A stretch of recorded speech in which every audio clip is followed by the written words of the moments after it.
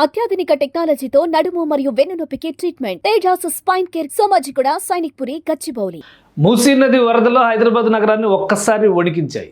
ఇదే అదనగా Musi river front ప్రాజెక్ట్ని టేకప్ చేయాలని తెలంగాణ ప్రభుత్వం డిసైడ్ చేసేసింది.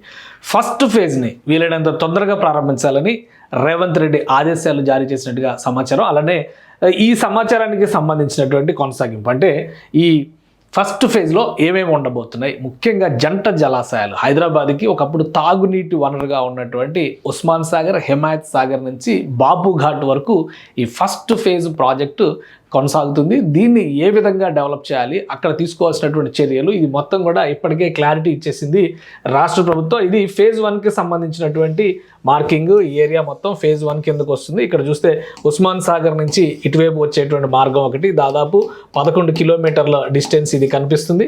అలానే ఇది హిమాయత్ సాగర్ నుంచి బాపు ఘాట్ దగ్గరకు వచ్చేటువంటి మార్గం ఇది 9 కిలోమీటర్లు కనిపిస్తుంది. ఈ రెండు స్ట్రెచ్ల్ని కూడా ఇప్పుడు బ్యూటిఫికేషన్ ప్రాజెక్టు కింద, మూసీ సుందరీకరణ ప్రాజెక్టు కింద మొదటి ఫేజ్ని టేకప్ చేయాలని చెప్పని రేవంత్ రెడ్డి సర్కార్ నిర్ణయించింది. 5,641 కోట్ల రూపాయలు దీనికి ఖర్చు అవుతుంది. సో ఈ రెండు స్ట్రెచెస్ని కూడా డిఫరెంట్ మాడ్యూల్స్లో డెవలప్ చేస్తారు. అంటే ఒక 50 మీటర్స్ బఫర్ జోన్ తీసుకుని నదికి ఇరువైపులా, మూసీ నదికి అలానే ఈ వస్తున్నటువంటి ఈ పాయలు మూసీ ఈశా నదుల నుంచి అలానే వరద కాలువల నుంచి వస్తున్నటువంటి వాటికి అనుబంధంగా 50 మీటర్ల మేర, అంటే దాదాపుగా 160 అడుగుల వరకు కూడా 165 అడుగుల వరకు ఈ బఫర్ జోన్ని తీసుకునేటువంటి అవకాశం ఉంది. మొత్తం హైదరాబాద్ నగరానికి ఇది చాలా ముఖ్యమైనటువంటి ఆక్సిజన్ పాయింట్ కింద మారుతుందని చెప్పి నీకు చూస్తే కనుక ఇటువైపు ఓల్డ్ సిటీ, మీరాలం ట్యాంక్ ఇవన్నీ ఇటువైపు కనిపిస్తూ ఉంటాయి.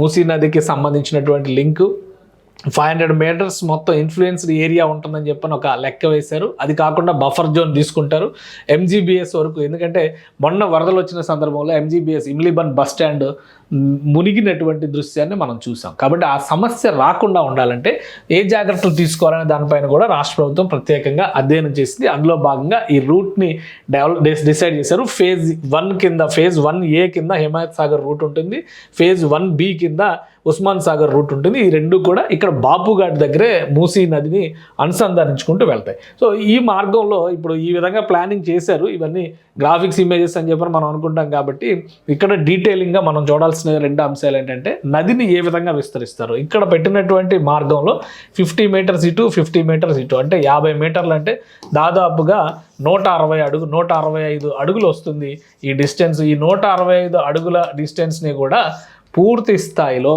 ఒక రహదారి వ్యవస్థని, రిక్రియేషన్ జోన్ని, సైకిల్ ట్రాక్ని, ఎంటర్టైన్మెంట్ ప్లేసెస్ని, గార్డెన్స్ని, బ్యూటిఫికేషన్కి సంబంధించినటువంటి పార్కుల్ని, వీటన్నిటిని కూడా డెవలప్ చేస్తారు.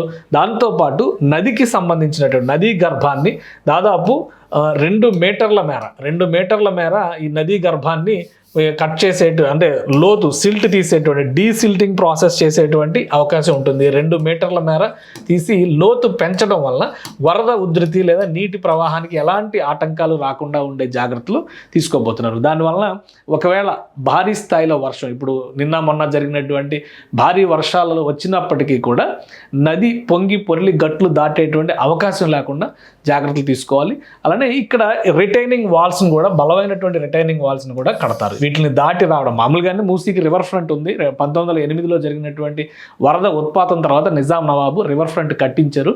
అది చాలా చోట్ల ధ్వంసం చేశారు. రకరకాల, నిజం చెప్పాలంటే ఇమ్లీబన్ బస్ స్టాండ్ కూడా రివర్ ఫ్రంట్ని ధ్వంసం చేసినటువంటి జాగానే పూడ్చి కట్టినటువంటి ప్లేస్ అది. కాబట్టి వీటన్నిటిని సెట్ చేసే దిశగా రాష్ట్ర ప్రభుత్వం అడుగులు వేస్తుంది. ఫేజ్ 1కి సంబంధించి అతి త్వరలోనే టెండర్లు పిలిచేటువంటి అవకాశం ఉంది. 5,641 కోట్ల రూపాయల అంచనా వ్యయంతో ఈ పనులు ప్రారంభించబోతున్నారు.